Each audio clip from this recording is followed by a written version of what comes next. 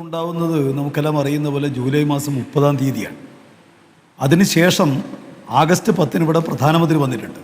പ്രധാനമന്ത്രിയെ തന്നെ നേരിട്ട് ബഹുമാനപ്പെട്ട മുഖ്യമന്ത്രി കണ്ട് ഈ കാര്യങ്ങൾ സംബന്ധിച്ചിടത്തോളം ആവശ്യപ്പെട്ടിട്ടുണ്ട്.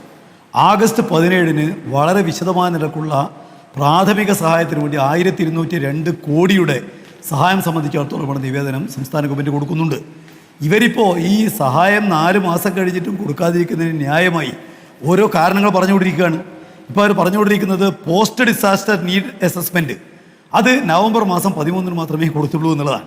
സാധാരണഗതിയിൽ ഈ പറയുന്ന PDNA തയ്യാറാക്കുന്നതിന് വേണ്ടി തന്നെ അത് ഡിസാസ്റ്റർ കഴിഞ്ഞതിന് ശേഷം കൊടുക്കുന്നൊരു നിവേദനമാണ്.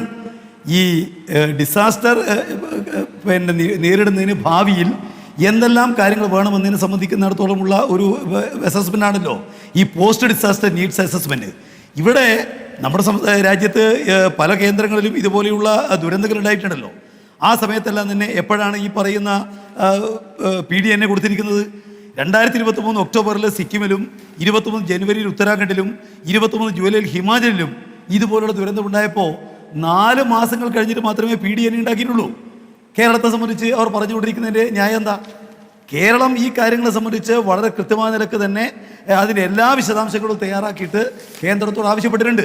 പക്ഷേ ഇടയ്ക്കൊന്ന് ചോദിച്ചോട്ടെ ശ്രീ എം പ്രകാശൻ, ഇടയ്ക്കൊന്ന് ചോദിക്കോട്ടെ, ഈ അസസ്മെന്റ് മെമ്പോ നൽകാൻ 3.5 മാസം വൈകി എന്നുള്ള ഈ 3.5 മാസത്തെ കണക്ക് അതൊരു വൈകലാണല്ലോ. ആദ്യം ഒരു നിവേദനം കൊടുത്തിട്ടുണ്ട്, അത് പ്രാഥമികമായ കണക്കുകളാണ്. അതിനുശേഷം നവംബർ 13-നാണോ കൊടുത്തത്? അത് ആ തീയതിയെക്കുറിച്ച് എന്താണോ പറയാനുള്ളത്? 3.5 മാസം എടുത്തിട്ടാണോ പൂർണ്ണമായി അസസ് ചെയ്ത് കൊടുത്ത മെമ്മോറാണ്ടം എന്ന് പറയുന്നത് നവംബർ 13-നാണോ? ഈ നിവേദനത്തിന് ഇതിൻ്റെ പേര് നിങ്ങൾ വായിച്ചോ? പോസ്റ്റ് ഡിസാസ്റ്റർ നീഡ്സ് അസസ്മെന്റ് എന്നാണ്. പോസ്റ്റ് ഡിസാസ്റ്റർ എന്ന് പറഞ്ഞാൽ എന്താ? ഡിസാസ്റ്ററിന് ശേഷമുള്ള ഭാവിയിലെ PDNA എന്ന് പറയുന്നത് വളരെ സാങ്കേതികമായിട്ടുള്ള ഒരു സംഗതിയാണ്. അത് യഥാർത്ഥത്തിൽ ഇപ്പോൾ ഈ രാജ്യത്ത് ഇതുമായി ബന്ധപ്പെട്ട അതിൻ്റെ വിശദാംശങ്ങൾ എപ്പോഴാണ് വ്യക്തമാകുന്നത്? അപ്പോൾ അതിൽ ഏറ്റവും പ്രധാനപ്പെട്ട ഒന്നാണ് റിക്കവറി ആൻഡ് റീകൺസ്ട്രക്ഷൻ എസ്റ്റിമേറ്റ്. ഇങ്ങനെ ഒരു എസ്റ്റിമേറ്റ് സംബന്ധിച്ചിടത്തോളം ഉള്ള ആദ്യത്തെ ഉത്തരവ് വരുന്നപ്പോഴാണ് 14/8/24 ഇങ്ങനെ ഇപ്പോൾ ഈ നേരത്തെ ഒന്നും തന്നെ PDNA ഈ പറയുന്ന സഹായത്തിന് ഒരിക്കലും ഒരു മാനദണ്ഡമായിട്ട് നിശ്ചയിച്ചിരുന്നില്ല. അത് സംബന്ധിച്ച നിശ്ചയം തന്നെ വരുന്നത് 14/8/24 ശേഷം മാത്രമാണ്. അതിനുശേഷമാണല്ലോ ഈ നിവേദനം മറ്റിപ്പോൾ നേരത്തെ ഈ PDNA ഉണ്ടാക്കാറുണ്ട്. പക്ഷേ PDNA ദുരിതാശ്വാസത്തിനുള്ള ആധാരമായിട്ടുള്ള രേഖയായിട്ട് പരിഗണിക്കുന്നത് 14/8/24 ഉത്തരവ് പ്രകാരമാണ്. അത് തയ്യാറാക്കണമെങ്കിൽ സാധാരണഗതിയിൽ ഒരു 3 മാസക്കാലം മിനിമം വേണം. ഞാൻ പറഞ്ഞല്ലോ, ഇവിടെ എന്താണ് ഇവിടെ ഉണ്ടായിട്ടുള്ള നഷ്ടം അത് നികത്തുന്നതിന് എന്താണ് വേണ്ടത് ഭാവിയിൽ? അതാണ് പോസ്റ്റ് ഡിസാസ്റ്റർ, അല്ലാതെ പ്രീ ഡിസാസ്റ്റർ അല്ല. ഡിസാസ്റ്റർ പൂർണ്ണമായിട്ട് പൂർത്തീകരിച്ച് ദുരിതാശ്വാസ നടപടികൾ പൂർത്തീകരിച്ചതിന് ശേഷം ഉണ്ടാക്കുന്ന നിവേദനത്തിൻ്റെ പേരാണ് PDNA. ആ PDNA 3.5 മാസക്കാലം കഴിഞ്ഞു എന്നവർ പറയുന്നത് സഹായം നൽകാതിരിക്കുന്നതിന് വേണ്ടി അവർ പറയുന്ന ഒരു കാര്യമാണ്. ഇതുവരെ സഹായം നൽകാത്തതിനുള്ള ഒരു ന്യായീകരണം നിലക്ക് പറയുന്ന കാര്യം മാത്രമാണ്. ഞാൻ ചോദിക്കട്ടെ, ആന്ധ്രയിൽ 3500 കോടി ഉറുപ്പിക അവർ കൊടുത്തു. ഞാൻ ചോദിക്കട്ടെ, PDNA ഉണ്ടായിട്ടാണോ? ബീഹാർ അത് കഴിഞ്ഞ മാസം കൊടുത്താണ്. ബീഹാറിൽ വരാൻ പോകുന്ന വെള്ളപ്പൊക്കത്തിന് 13,000 കോടി ഉറുപ്പിക അഡ്വാൻസ് ആയിട്ട് കൊടുത്തു. അത് ഈ PDNA തയ്യാറാക്കിയിട്ടാണോ? ശരി, ഒരു സഹായവും നൽകിയില്ല എന്നും പറയാൻ പറ്റില്ലല്ലോ ഈ അവസരത്തിൽ ശ്രീ എം പ്രകാശൻ. അതിലാണ് കേന്ദ്രം പറയുന്ന ഒരു വാദം.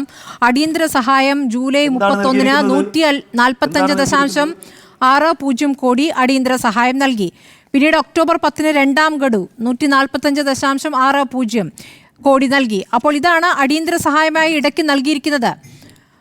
സംസ്ഥാനത്തിന്റെ NDRF ഫണ്ടിലാകട്ടെ 782.99 കോടി രൂപ ഉണ്ടാവുകയും ചെയ്തിട്ടുണ്ടല്ലോ.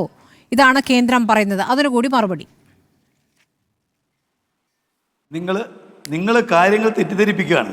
ഞാൻ ചോദിക്കുകയാണ്, കേന്ദ്രത്തിന്റെ വാദത്തിലെ ചോദ്യമാണ് ബന്ധപ്പെട്ടുകൊണ്ട് പണം നൽകുന്നതിനെ സംബന്ധിച്ച് ആയിക്കോട്ടെ. ധനകമ്മീഷൻ ഡിസാസ്റ്ററുമായി ബന്ധപ്പെട്ട് പണം കൊടുക്കേണ്ടതിനെ സംബന്ധിച്ച് തീരുമാനിക്കുന്ന ധനകമ്മീഷനാണ്. 3 ഇനങ്ങളിലായിട്ട് പണം നൽകണം എന്നാണ് പറഞ്ഞിരിക്കുന്നത്. ഒന്ന് റെസ്പോൺസ് ആൻഡ് റിലീഫ്, രണ്ടാമത് റിക്കവറി ആൻഡ് റീകൺസ്ട്രക്ഷൻ, മൂന്നാമത് പ്രിപ്പയർഡ്നെസ് ആൻഡ് കപ്പാസിറ്റി ബിൽഡിംഗ്. ഇത് ദുരന്തമുണ്ടായാൽ കൊടുക്കേണ്ടതിനെ സംബന്ധിച്ചല്ല.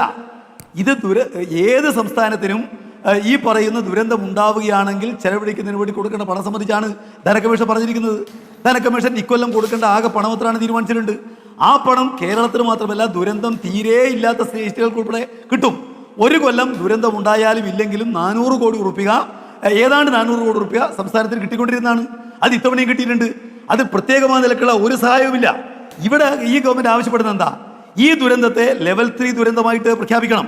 ഡിസാസ്റ്റർ ഓഫ് സിവിയർ നേച്ചർ എന്ന് പറയുന്ന ദുരന്തമായി പ്രഖ്യാപിക്കണം. അത് തരാതിരിക്കുന്നത് ഞാൻ എന്താ പറയുന്നത്? ദേശീയ ദുരന്തം ആയിട്ട് പ്രഖ്യാപിക്കണം. അങ്ങനെ ഒരു പരിപാടിയേ ഇല്ല. ഇതല്ലേ പറഞ്ഞുകൊണ്ടിരിക്കുന്നത്? ദുരന്തം L1, L2, L3 എന്നുള്ള ദുരന്തങ്ങളുണ്ട്. ആ ദുരന്തങ്ങളിൽ L3 ദുരന്തമാണ് ഈ ദുരന്തം. അത് ഡിസാസ്റ്റർ ഓഫ് സിവിയർ നേച്ചർ എന്ന് പറയുന്ന ദുരന്തമാണ്. ആ ദുരന്തം പ്രഖ്യാപിച്ചു കഴിഞ്ഞാൽ ആ ദുരന്തബാധിത പ്രദേശങ്ങളെല്ലാം ഉള്ള എല്ലാ കടങ്ങളും എഴുതി തള്ളും. ധനക്കമ്മീഷന് പ്രത്യേകമായ നിലക്കുള്ള സഹായം കിട്ടും.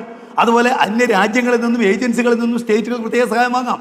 ഇതിനെല്ലാം ആവശ്യമായിട്ടുള്ള ഒന്നാണ് ഈ ഡിസാസ്റ്റർ ഓഫ് സിവിയർ നേച്ചർ എന്ന് പറയുന്ന പ്രഖ്യാപനം. അത് നടത്തുന്നതിന് എന്താ തടസ്സമുള്ളത്? ഇവിടെ നിങ്ങൾ കാണാൻ വേണ്ടി കഴിയും, ഇതുവരെ ഇന്ത്യയിൽ ഉണ്ടായിട്ടുള്ള ഈ മണ്ണിടിച്ചില് പരമാവധി മണ്ണിടിച്ചിൽ ഉണ്ടായിട്ടുള്ളത് 30 ലക്ഷം ക്യൂബിക് മീറ്ററാണ്. കേരളത്തിലോ അതിന്റെ ഇരട്ടിയാണ്, 60 ലക്ഷം ക്യൂബിക് മീറ്ററാണ് മണ്ണൊലിപ്പുണ്ടായത്. ഇവിടെ ഇന്ത്യയിൽ അങ്ങനെ ഒരു ദുരന്തം ഉണ്ടായിട്ടേ ഇല്ല. നിങ്ങൾ കാണാൻ വേണ്ടി കഴിയും 254 മനുഷ്യന്മാർ മരിച്ചു, 47 പേരെ കാണാനില്ല, 378 പേര് ഗുരുതരാവസ്ഥയിൽ നിൽക്കുകയാണ്. 2 ഗ്രാമങ്ങളാകെ ഒഴുകിപ്പോയിരിക്കുന്നു, 2000-ലേറെ വീടുകൾ തകർത്തിരിക്കുന്നു, സ്കൂളും കമ്പോളവും ആരാധനാലയങ്ങളും എല്ലാം പൊളിഞ്ഞിരിക്കുന്നു. സ്റ്റേറ്റ് ഹൈവേ അടക്കം 15 കിലോമീറ്റർ റോഡില്ല, 3 പാലം പൊളിഞ്ഞു പോയി. എന്നിട്ടും കേന്ദ്ര ഗവൺമെന്റും BJP-ക്കാരും പറഞ്ഞുകൊണ്ടിരിക്കുന്നത് ഇത് ലെവൽ 3 ദുരന്തമല്ല എന്നാണ്.